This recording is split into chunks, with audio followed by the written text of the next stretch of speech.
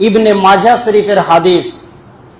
সেই হাদিসে আল্লাহ রব্বুল আলামিন কি বলতে চাইছেন? এই হাদিসটি হচ্ছেন আল্লাহ কেন্দ্রিক হাদিস, মানে স্বয়ং কথাটা আল্লাহর, কিন্তু বলাচ্ছেন নবী মুহাম্মদুর রাসূলুল্লাহ সাল্লাল্লাহু আলাইহি সাল্লামকে দিয়ে। সেটা হচ্ছে কি, লা ইয়ানজুরুল্লাহু ইলাইহিম ইয়াউমাল কিয়ামাতি সালাসাতুন। আল্লাহ তাবারাক ওয়া তাআলা কঠিন মহাপ্রলয়ের দিনে, কিয়ামতের দিনে আল্লাহ তাবারাক ওয়া তাআলা তিন শ্রেণীর ব্যক্তির দিকে তিনি তিনার দৃষ্টি আকর্ষণ করবেন না, তাদের দিকে দেখবেন না। এবং আরেকটি হাদিস আপনাদের সম্মুখে পরিবেশন করেছি। সেই হাদিসটা হলো কি, যে আল্লাহ তাবারাক ওয়া তাআলা সেই কঠিন মহাপ্রলয়ের দিনে এমন তিনজন ব্যক্তি আছে যারা মানুষের শাফাআত করবে, সুপারিশ করবে, তাদেরকে হেল্প করবে। সে তিনজন ব্যক্তিকে, এক নম্বর হচ্ছে আল আম্বিয়া, নবীগণ, এবং আল ওলামা, সুম্মাল ওলামা, এবং ওলামা সমাজ, আলিমগণ, এবং সুম্মা সুহাদা, যারা পৃথিবীর বুকে শহীদ হয়েছে, শহীদের মর্যাদা লাভ করেছে। এরা, এই তিনজন ব্যক্তি পৃথিবীর মানুষকে কিয়ামতের ময়দানে তারা শাফাআত করবে, তাদের প্রতি দয়া করবেন, অনুগ্রহ করবেন, তাদেরকে হেল্প করবেন। এই ছয়খানা বিষয়কে কেন্দ্র করে আপনাদের সম্মুখে যথারীতি সময়ের দিকে লক্ষ্য করে সমাপনী দিব আজকের বক্তব্য ইনশাআল্লাহ। তাহলে আজ প্রথম যে কথাটা বলছেন আল্লাহ তাবারাক ওয়া তাআলা সূরা আল কাহাফের মধ্যে, হামালাতুহু উম্মুহু কুরহাউ ওয়াযাআতুহু কুরহা। হে পৃথিবীর সন্তানরা, তোমার মায়েরা তোমাদেরকে অতি কষ্টের সাথে গর্ভে ধারণ করেছেন এবং কষ্টের সাথে প্রসব করেছেন, তারপরে তোমরা পৃথিবীর মুখ দেখতে পেরেছো। তাহলে তোমাদের পিতা, তোমাদের মাতা তোমাদেরকে গর্ভে ধারণ করেছে অতি কষ্টের সাথে। তার মানে যে যতগুলো পুরুষ বিবাহ করেছেন এবং যিনাদের স্ত্রী আছে এবং আপনার সন্তান সন্ততি মায়ের গর্ভের মধ্যে আছে, একটা স্ত্রীর সবচেয়ে কাছের মানুষ হলো তার স্বামী, এবং তার স্বামী জানে যে আমার স্ত্রীর গর্ভে যে সন্তান রয়েছে, তো আমার স্ত্রীর যে পরিস্থিতি, তার সিচুয়েশন, তার হালাত, তার অবস্থা কিভাবে কাটছে। তো আমরা কিতাব পড়ে যেটা পেয়েছি যে অতি কষ্টের সাথে মা তার সন্তানকে গর্ভে ধারণ করেন। শুধু এইকে নিয়ে কথা বলতে গেলে অনেক সময় লাগবে। যেই দিন মায়ের পেটে সন্তানটা আসলো, একটা রক্তপিণ্ডে আকারে সেটা গঠিত হলো, সেই দিন থেকে তার মায়ের একটা যে জীবনে স্বতঃস্ফূর্ততা, ভালো সময়, ভালোভাবে থাকা, সুস্থ অবস্থায় থাকা, সেটা তার জন্য হারাম হয়ে গেল। যেই দিনই সন্তান গর্ভে আসলো, মায়ের অনেক রকম কষ্টের শিকার তিনি গ্রহণ করে নিলেন, কষ্ট তাকে গ্রহণ করে নিল, অনেক রকম ব্যাধি। সে খেতে গেলেও তার অসুবিধা, বসতে গেলেও অসুবিধা, যে কোনো কার্যক্রম করবে তাও তাকে অতি সাবধানের সঙ্গে, যতদিন পর্যন্ত ওই সন্তান পৃথিবীর বুকে ভূমিষ্ঠ না হচ্ছে ততদিন কিন্তু তার মাকে সতর্কতা অবলম্বন সব সময় থাকতে হচ্ছে। তার কারণ তার মাথায় একটা কাজ করে, সামান্যটুকু যদি একটা পানির বালতি যদি আমি চারি, না হয় আমার সন্তানটা নেমে যেতে পারে, আর মনে হয় সে পৃথিবীর মুখ দেখতে পাবে না জীবিত অবস্থায়। তাই তার মা এইভাবে কষ্টের সাথে, তারপরে যখন সন্তানটা আস্তে আস্তে গর্ভে বড় হয়, তখন তার মা খেতে গেলে মনে হয় কেমন কেমন শেষ লাগে, উল্টি, বমি, আর এরকম সব সময় তার অশান্তি কাজ করে, যতদিন পর্যন্ত সন্তান পৃথিবীর বুকে না আসবে। এই রকম সিচুয়েশন তার চালু থাকে। তাই আল্লাহ তাবারাক ওয়া তাআলা বলছেন, বিসমিল্লাহির রহমানির রহিম, ওয়া বিল ওয়ালিদাইনি ইহসানা।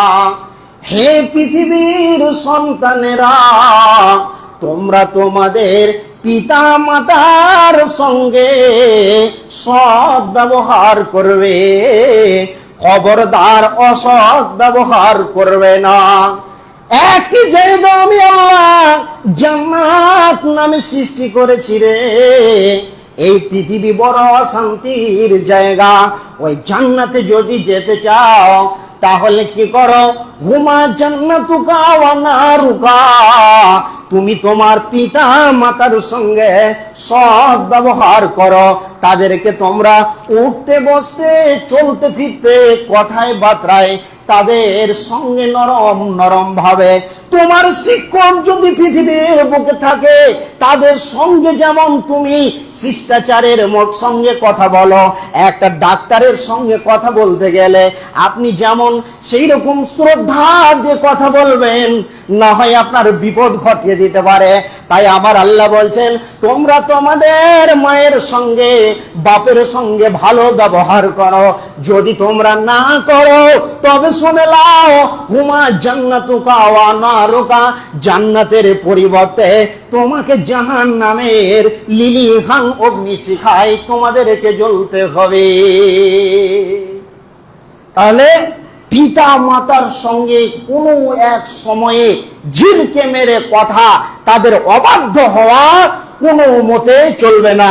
তাই আল্লাহ তাবারক ওয়া তাআলা বলছেন, আল্লাহ তাবারক ওয়া তাআলার নবী বলছেন, লা ইয়ানজুরুল্লাহু ইলাইহিম ইয়াউমাল কিয়ামা। তিনজন ব্যক্তির প্রতি আল্লাহ তাবারক ওয়া তাআলা তিনি তিনার দৃষ্টি আকর্ষণ করবেন না। ওই মুনাফিক, ওই বেঈমান, ওই কুলাঙ্গার নর হায়ানা সে পশুর দিকে আল্লাহ তাবারক ওয়া তাআলা তিনি তিনার রহমতের দৃষ্টি দিয়ে তাকাবেন না। তাহলে প্রথম নম্বরে যে কথা আল্লাহর নবী বলছেন, আকু ওয়ালিদাইহি, আকু ওয়ালিদাইহি। ওই সন্তান যারা পিতামাতার অবাধ্য, যারা পিতামাতার অবাধ্য সন্তান, তারা কিয়ামতের মাঠে লাঞ্ছিত অবস্থায় থাকবে। আল্লাহ তাদের প্রতি তিনি দৃষ্টি আকর্ষণ করবেন না। তার মানে আল্লাহ যদি তার প্রতি রহম না করে, তাহলে ও বেঈমান, জাহান্নাম ছাড়া তার কোনো পথ নাই। তাহলে শিক্ষিত সুধী মণ্ডলী, আজকে আমরা প্রথম যেটা পেলাম যে পিতা মাতার সঙ্গে অসৎ ব্যবহার করা টোটালেও যাবে না, এক নম্বর। দ্বিতীয় নম্বরে হচ্ছে কি, রাসূল সাল্লাল্লাহু আলাইহি ওয়াসাল্লাম বলছেন যে ওই সব মানুষ যারা কি করলো, আকওয়ালিদাইহি ওয়া মুদমিনু খামরিন, যারা নিয়মিতভাবে নেশা করে। আর তৃতীয় নম্বর ব্যক্তি হচ্ছে ওই ব্যক্তি ওয়া মান্নানুন বিমা আতা, যারা দান করলো। একজন মানুষকে আপনি অনুগ্রহ করলেন, কেমন? চায়ের দোকানে নিয়ে গেলেন, মিষ্টির দোকানে নিয়ে গেলেন, দিয়ে ওকে খাওয়ার দিলেন, আর খাইয়ে টাইয়ে খালি আপনি বলছেন তোমাকে আমি খাওয়ালাম, অমুকের বেটা আজকে আমার সাথে ঘুরেতে গেছিল, এত খাওয়ালাম, ও কোনোদিন আমাকে ভুলতে পারবে না। রাসূলুল্লাহ সাল্লাল্লাহু আলাইহি সাল্লাম বলছেন, এই লোকটি হলো বেঈমান, মুনাফিক, জালেম। এর দিকে আল্লাহ তাবারক ওয়া তাআলা কিয়ামতের মাঠে তাকাবেন না। তার কারণ যারা দয়া করে, দয়ার পরে অনুগ্রহ করে, খোঁটা দেয়, যারা বারবার মানুষের সামনে বলে বেড়ায়, তাহলে ওই বেঈমানের দিকে আল্লাহ তাবারক ওয়া তাআলা তিনি তিনার দৃষ্টি আকর্ষণ করবেন না। এবার আসেন, আজকে বেশিরভাগ পিতা মাতা সম্পর্কে বলেনি, কারণ এই যে মুদমিনুল খামর, এটাকে নিয়ে বক্তব্য করতে গেলে 3 ঘন্টাতে শেষ হবে না। ওয়া মান্নানুল বিমা আতা, মানুষকে দান করার পর খোটা দেয় কত মানুষ, এগুলোকে বিস্তারিত বলতে গেলে অনেক সময় লাগবে, 4 ঘন্টাতে তফসির করে শেষ হবে না। তাহলে আজকে আমার মেন সাবজেক্টটা হলো, আজকে সংক্ষিপ্ত সময়ে জুমাতে পিতা মাতার সম্বন্ধে শুনেলেন, সেটা হলো কি, আকু ওয়ালিদাইহি, ওই বেঈমানের দিকে আল্লাহ তাকাবেন না যারা অবাধ্য সন্তান। অবাধ্য মানে পিতা মাতাকে যারা রেসপেক্ট করতে পারে না, তাদের যারা সেবা শুশ্রূষা করতে পারে না, তাদের দিকে আল্লাহ তাবারক ওয়া তাআলা তিনি কিয়ামতের ময়দানে দৃষ্টি দিবেন না। এবার শুনেন, পিতা মাতার সম্বন্ধে কত গুরুত্ব আছে। একজন নবী ছিলেন, তার নাম হলেন হযরতে মূসা আলাইহিস সালাম। আপনারা জানেন তিনি আল্লাহর সঙ্গে কথা বলতেন। মুসা কালিমুল্লাহ মানে তিনি আল্লাহর সঙ্গে কথা বলতেন। এই নবী মুসা ছিলেন মিজাজে তেজি। তো যখনই তিনি আল্লাহর সঙ্গে কথা বলতে যেতেন, কোথায়? তুর পাহাড়ে। যখনই তিনি তুর পাহাড়ের উদ্দেশ্যে রওনা হতেন হযরত মুসা আলাইহিস সালাম, তখন তিনার মা কি করতেন? মুসার অজান্তে মুসাল্লা বিছিয়ে দিয়ে রবের কাছে তিনি এইভাবে দোয়া করতেন, রব্বুল আলামিন, আমার এই সন্তান হযরতে মুসা ইনি হলো মিজাজে করা, অনেক সময় অনেক কথা বলে ফেলেন, অতএব দয়াল আল্লাহ তাবারাক ওয়া তাআলা গো, আপনি আমার সন্তানের কোন ব্যবহারে আপনি দুঃখ করবেন না, আপনি ওনার ব্যবহারে আপনি কষ্ট নেবেন না, ওকে তুমি হেদায়েত দাও, আমার এই সন্তানকে পৃথিবীর মুখে প্রতিষ্ঠিত করে দাও। এইভাবে তিনি দোয়া করতেন মুসাল্লাতে। একদিন যখন হযরতে নবী মুসা আল্লাহর সঙ্গে যাচ্ছেন মুলাকাতে, কোথায় না তুর পাহাড়ে, এবার যখন তিনার মা পৃথিবীর বুক থেকে চিরতরের বিদায় নিয়ে চলে গেছেন, গায়েব থেকে খবর আসলো জিব্রাইল মারফতে। জিব্রাইল আলাইহিস সালাম বলছেন, নবী মুসা রে, আজকে তুই জবানটাকে সামলেলে, তোর যা মিজাজ, তোর যা ভঙ্গিমা, তুই তোর কথাবার্তাকে নরম করে নে। তোর পিছনে যে তোর জন্য স্যালেন্ডার হওয়ার জন্য একজন ছিল রে নবী মুসা, সে আর পৃথিবীর বুকে নাই। অতএব তুই এবার কি কর, তোর জীবনটাকে পরিবর্তন করে নে, তোর মিজাজটাকে দবিয়ে নে, তোর মিজাজটাকে ঠান্ডা করে নে। তোর জন্য ক্ষমা চাইনেওয়ালা আর পৃথিবীতে ওই মানুষটা নাই, অর্থাৎ তোর মা পৃথিবী ত্যাগ করে দিয়েছে। তাহলে একজন নবী আল্লাহর সঙ্গে কথা বলতে যেতেন, কিন্তু এমন ভাবে কথা বলতেন যে আল্লাহ যেন নারাজ না হয়ে যায়, তার জন্য তিনার মা সন্তানের জন্য কি করত? সুপারিশ করত। এরপরে আসেন নবী মুসা আলাইহিস সালামকে তিনার কওমের মধ্যে থেকে একজন ব্যক্তি এসে জিজ্ঞাসা করছেন, নবী মুসা, কোন লোকটা জান্নাতে যাবে বলেন তো? কোন লোকটা জান্নাতে যাবে বলেন? তখন নবী মুসা আলাইহিস সালাম বলছেন, একজন কসাই যাবে জান্নাতে। তো বলছে, ও আবার গরু কাটে, ও তো ডাকাত, ওর মতো বেঈমান কেউ আছে, একজন প্রাণীকে হত্যা করে, জবাই করে, তো ও জান্নাতে যাবে? নবী মুসা বলছেন, তুমি শোনো, এরে ও আজনবী লোক, তুমি শোনো, এই লোকটা ছিল কসাই, কিন্তু তার ব্যবহারটা কত ভালো শুনেলে। ও যখন কসাই করত, ভালো ভালো যেগুলো মাংস, যে জায়গার মাংসটা নরম, যে মাংসটা দামি, একটা মানুষের মাথাটা হলো সব চাইতে দামি। আপনি কি খাবেন কি না কি করবেন, কি বলছি কি বলবো, একটার পর একটা যে কথাগুলো সিরিয়াল ভাবে বের হচ্ছে, এই কথাগুলো কে বলাচ্ছে? আমার দেহ হাত বলে না, পা বলে না, আমার মুখ বলে না, বলছে কে? না মাথা বলছে এরপরে এটা বল, এরপরে ওটা বল। তো নবী মুসা বলছেন, ওই প্রাণীটাকে সে হালাল করার পর সব চাইতে যে জায়গাটা হলো দামি, যে গোস্তটা দামি, ওই গোস্তটা দামি দামি মাংসগুলো তার মা বাপের জঙ্গে নিয়ে যেত, আর তার মাকে ও আগে না খাওয়া পর্যন্ত সে কিন্তু খেত না। এই ব্যবহারটা, এর যা ব্যবহার, এর যা আখলাক, এই কাজটা আল্লাহ তাবারাক ওয়া তাআলাকে এত পছন্দ হয়েছে, তাই আল্লাহ তাবারাক ওয়া তাআলা বলছেন যে ওই কসাই হলো জান্নাতি। তাহলে পিতা মাতার সঙ্গে আপনি এইরকম ব্যবহার করবেন। মাঠে গেলেন, হাটে গেলেন, মার্কেটে গেলেন, বাজারে গেলেন, দেখছেন যে গরম গরম রসগোল্লা লইহা থেকে নামালো, কড়াই থেকে নামালো, আপনি দুটা নিয়ে দেন, আপনার মা আপনার জন্য জান খুলে দোয়া করবে। শিক্ষিত সুধী মণ্ডলী, এই পৃথিবীর বুকে যদি সব চাইতে আপন যাকে মনে করেন সেটা হলো মা, মায়ের মতো আপন এই পৃথিবীর বুকে আর কেউ হতে পারে না। অতএব পিতামাতা যদি সন্তানের জন্য বদদোয়া করে দেয়, তার মানে ওকে জেনে নিতে হবে ওর জাহান্নাম ছাড়া কোনো পথ নাই, এই পৃথিবীর বুকে তাকে জাহান্নাম গ্রাস করে নেবে। এইরকম একটি ঘটনা আছে যে জুরাইজ বলে বানি ইসরাইলদের যুগে একজন বিখ্যাত আবেদ ছিলেন, বিখ্যাত আবেদ, আল্লাহর ইবাদত করতেন।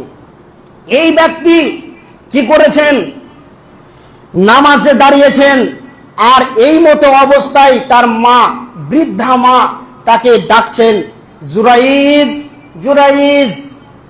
নামাজ অবস্থায় দোয়া চলছে, এ বেচারা ভাবছে যে এখন আমি কি করব, নামাজ ছেড়ে আমি আমার মায়ের ডাকে সাড়া দিব, না এখন নামাজটা সম্পূর্ণ করে তারপরে আমার মার তাকাজা পূরণ করব।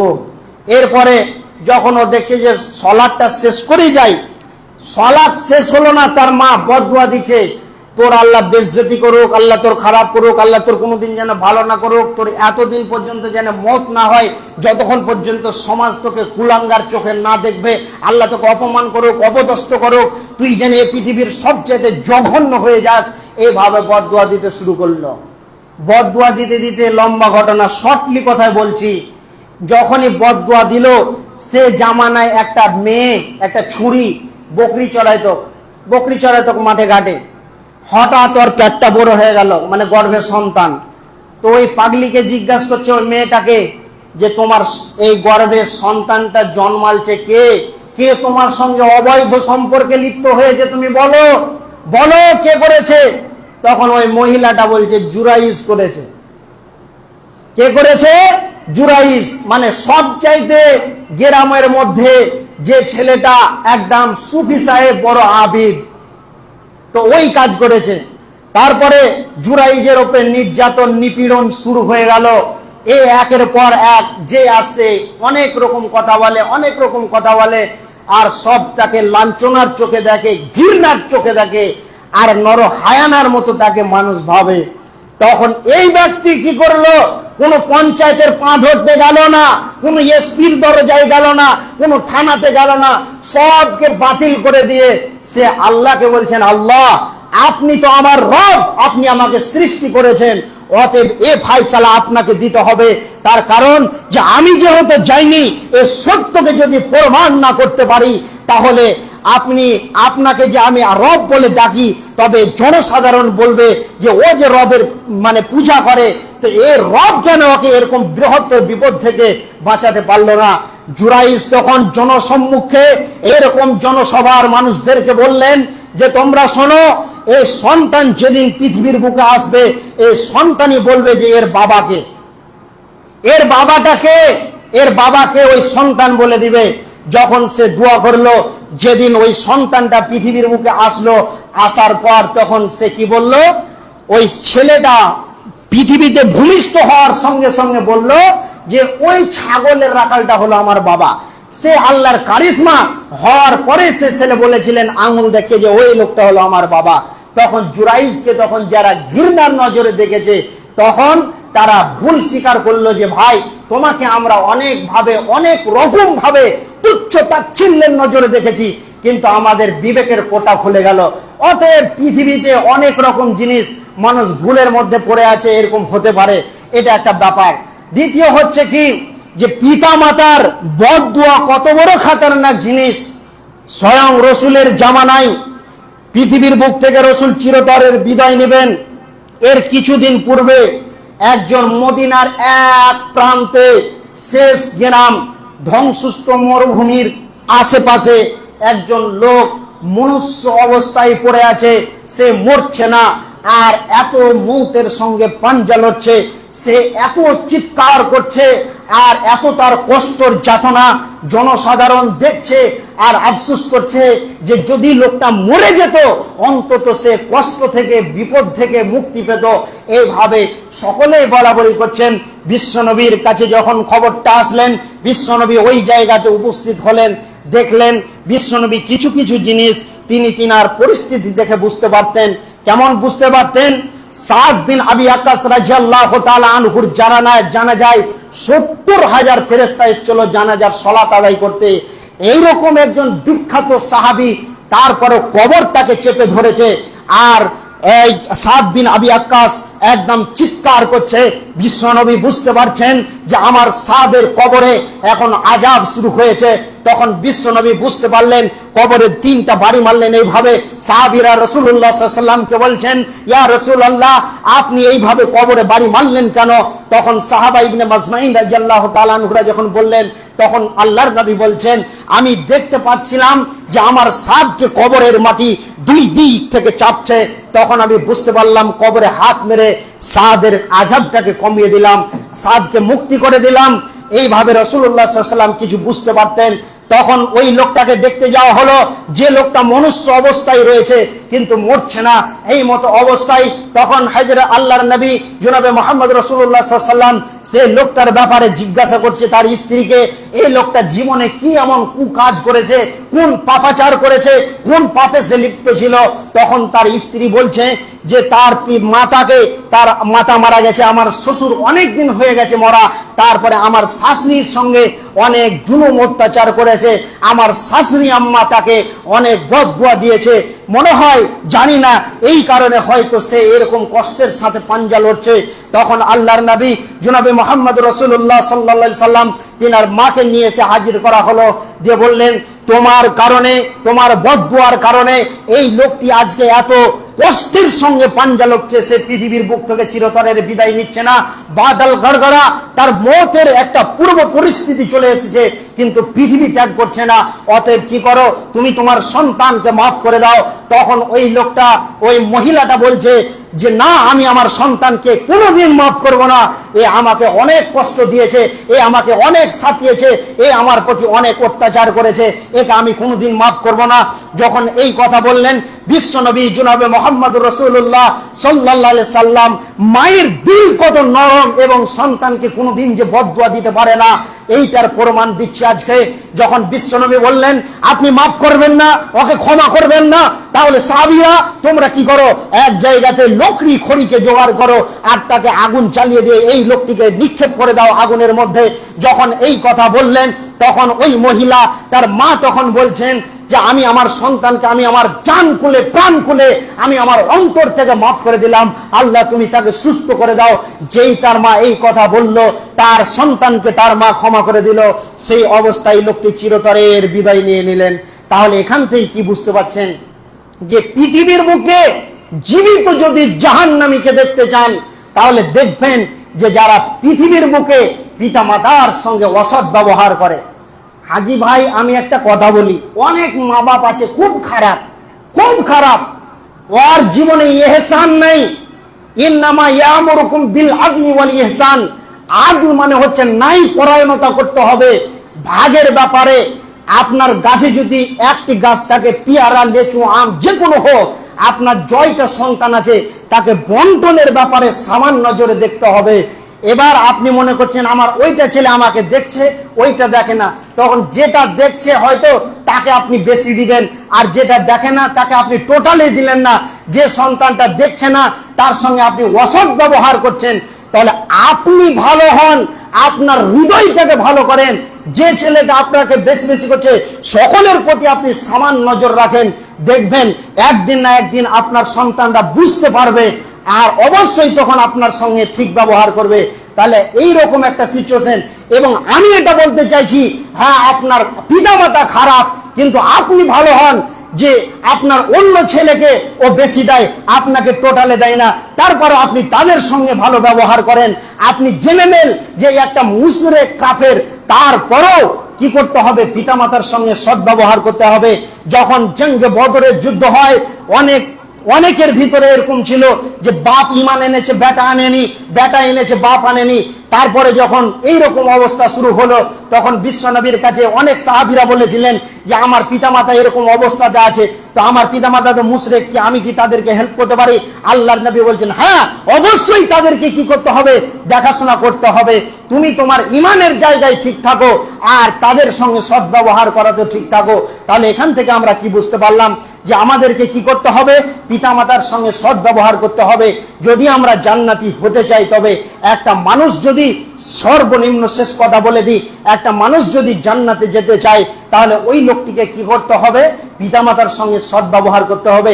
আল্লাহ তাবারাক ওয়া তাআলা বলছেন, ওয়া খাযা রাব্বুকা আল্লা তা'বুদু ইল্লা ইয়্যাহু ওয়া বিল ওয়ালিদাইনি ইহসান, যে তোমরা কি করো? আল্লাহর ইবাদত করো, আল্লাহর ইবাদতের পরে তোমরা তোমাদের পিতামাতার খিদমত করো।